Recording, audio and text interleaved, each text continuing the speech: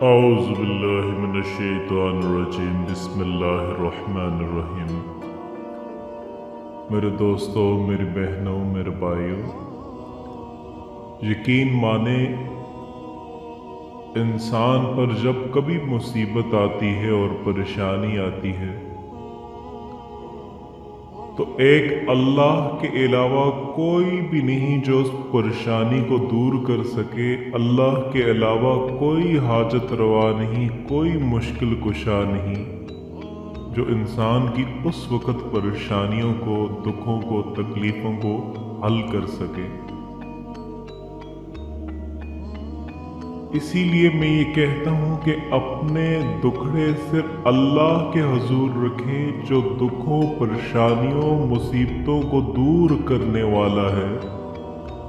اس کے علاوہ آپ پوری دنیا میں جہاں کہیں جائیں گے ہمیشہ دھوکہ کھائیں گے۔ اگر آپ چاہتے ہیں کہ ہر پریشانی سے نجات حاصل کر سکیں، ہم میں سے ہر کوئی ضرور یہ چاہے گا کہ اللہ اس کو ہر پریشانی سے نکال دیں، تو اسے یہ چاہیے کہ ہر نماز کے بعد یا قاضی الحاجات یا قاضی الحاجات یا قاضی الحاجات یا قاضی الحاجات صرف 33 مرتبہ اس کا ورد کر لیا کرے، اس کی تسبیح کر لیا کرے۔ آپ یقین مارے میرے دوستوں، میری بہنوں اور میرے بھائیوں، اس سے وہ فوائد حاصل ہوں گے اگر آپ سن لیں تو اس کو ضرور اپنی زندگیوں میں آپ کرنا شروع کر دیں۔ سب سے پہلا فائدہ تو اس کا یہ ہوگا، انسان کے گناہ معاف ہو جاتے ہیں، جو جتنی بھی مقدار میں کیوں نہ ہو۔ اور دوسرا فائدہ یہ، انسان کی جو بھی دعا ہو اس اسم کے ساتھ ضرور قبول ہوتی ہے۔ تیسرا فائدہ، اللہ پاک مال میں کثرت عطا فرماتے ہیں۔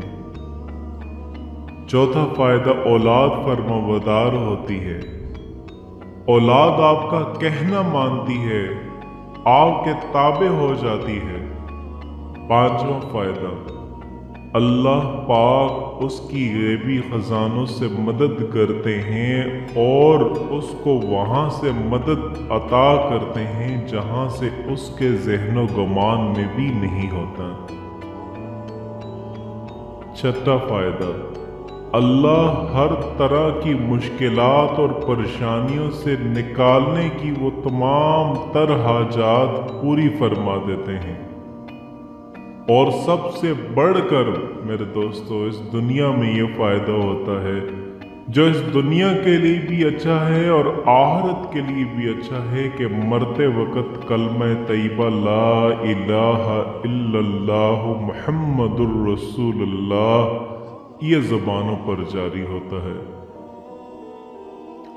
اب آپ خود اندازہ لگا لیں کتنا بڑا فائدہ ہے۔ میرے دوستو، یہ وہ راز ہیں جس سے آپ دنیا اور آخرت سیدھی کر سکتے ہیں۔ آپ میں سے ہر دوست، ہر میرا بھائی، ہر میری بہن یہ لازمی پڑھنا شروع کر دے، پھر اپنی زندگیوں میں بہار دیکھیں، روحانی طور پر زندگی میں کتنا سکون آتا ہے۔ ہر کوئی وعدہ کرتا ہے نا کہ وہ اس کو ضرور پڑھے گا۔ کتنا وقت لگتا ہے اور کتنا بہترین وظیفہ ہے۔ ہمارے وہ دوست جو زندگی کی ہوئی غلطیوں اور لرزشوں کو دیکھ کر اللہ کی رحمت سے مایوس ہو جاتے ہیں، ان کے لیے سوالیہ نشان ہے۔ میرے دوستو، اللہ کی رحمت تو بہانے تلاش کرتی ہے۔ کوئی آئے تو صحیح اس سے مانگنے، کوئی آئے تو صحیح اس کے حضور، کوئی اس سے مدد طلب کر کے تو دیکھے۔ بیٹے کی آنکھ کا ایک آنسو نہیں دیکھ سکتی، سوچئے وہ کتنا جلدی بیٹے کو معاف کر دے گی۔ ماں کو منانے کے لیے چل کے آنا پڑتا ہے دوستو، माफी मांगनी पड़ती है, पांव पकड़ने पड़ते हैं, आंखों से आंसू बहाने पड़ते हैं।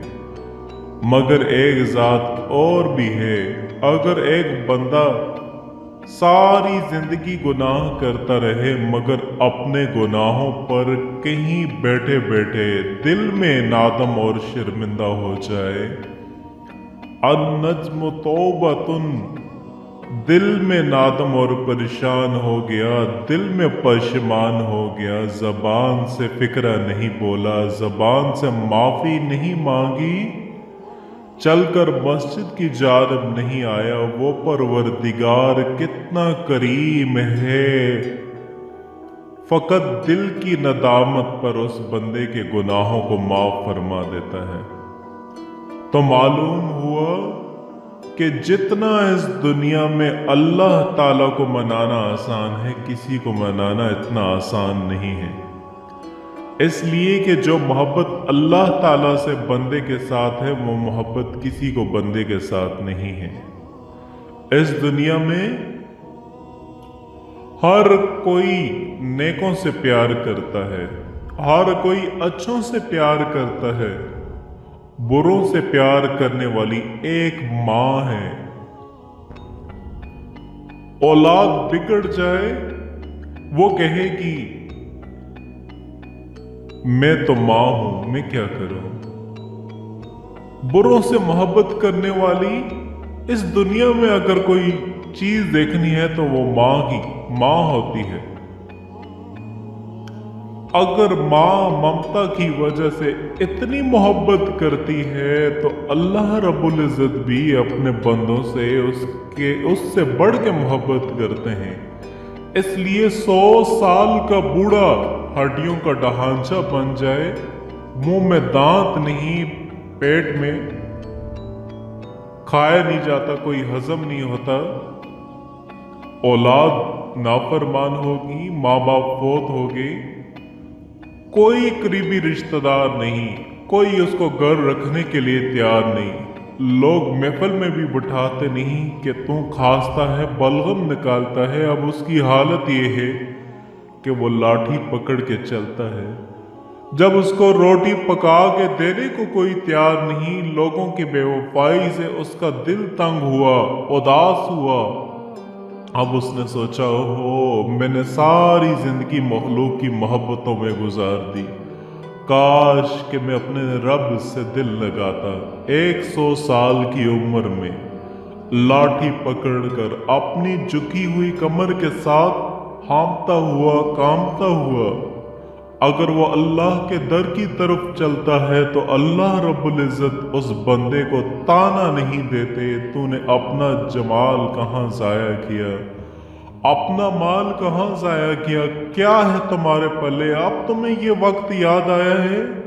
मेरा परवरदिगार अपने बंदे को कभी भी ताने नहीं देता, बल्कि वो अगर बूढ़ा भी चल के आ रहा होता है तो अल्लाह ताला की हदीस कुदसी उसका जवाब है कि मेरा बंदा, मेरी तरफ एक बालिश चलता है, मेरी रहमत 2 बालिश जाती है। अगर वो चल कर आता है, व इन अतानी यमशी अतैतहु हर बला, मेरा बंदा चल कर आता है, मैं बंदे की, मेरी रहमत बंदे की जानब दौड़ के जाती है। तो जब परवरदिगार अपने उस 100 साला बूढ़े को भी ताना नहीं देते, बल्कि और बात सुन लीजिए कि अगर ये 100 साल का बंदा शराबी था, जानी था, इसने आके तौबा कर ली, अल्लाह पाक आके गुनाह माफ फरमा देते हैं। और फिर एक और बात, शरीयत का मसला सुन लीजिए, अगर किसी ने सच्ची तौबा कर ली, शरीयत ये कहती है कि अब उसको पिछले जिंदगी के गुनाह पर कोई आड़ नहीं दिला सकता, ताना नहीं दिला सकता। अगर कोई बंदा गुजरी हुई जिंदगी के गुनाह का किसी को तौबा के बाद ताना देगा, अल्लाह ताला इस बंदे को मौत नहीं देंगे जब तक उसके गुनाह की जिल्लत में गिरफ्तार नहीं फरमा देंगे। मेरे बंदे ने तौबा कर ली, तुम कौन होते हो ताना देने वाले? सुबहान अल्लाह, वो कितना बड़ा परवरदिगार है। इसलिए हम अपने दिलों की गहराइयों से आज सबक को याद कर लें, अपने ईमान को मजबूत कर लें। हमारा इस दुनिया में पालने वाला सिर्फ अल्लाह रब्बुल इज़्ज़त है। अपनी उम्मीदें सिर्फ अल्लाह से लगाएं, अपने ज़रूरतें सिर्फ अल्लाह के हुजूर पेश कीजिए, अपनी परेशानियां सिर्फ अल्लाह के हुजूर पेश कीजिए। हर एक बंदे के सामने अपने दिल के हालात को मत बयान करें, ये ज़ैब नहीं देता। हर बंदे को बीमारी नहीं बताई जाती, फकत डॉक्टरों को बताई जाती है। इसी तरह हालात हर तरह के बंदों को नहीं बताए जा सकते। अपने हालात सिर्फ अल्लाह के सामने बयान करें, सिर्फ अल्लाह से आप अपने दुखड़े सुनाइए, फिर देखें कि किस तरह वो परवरदिगार किस तरह हमारी दुआओं को कबूल फरमाते हैं। अल्लाह पाक से दुआ है, अल्लाह पाक हम पर हर तरह की मुसीबतों परेशानियों को दूर फरमाए। आमीन।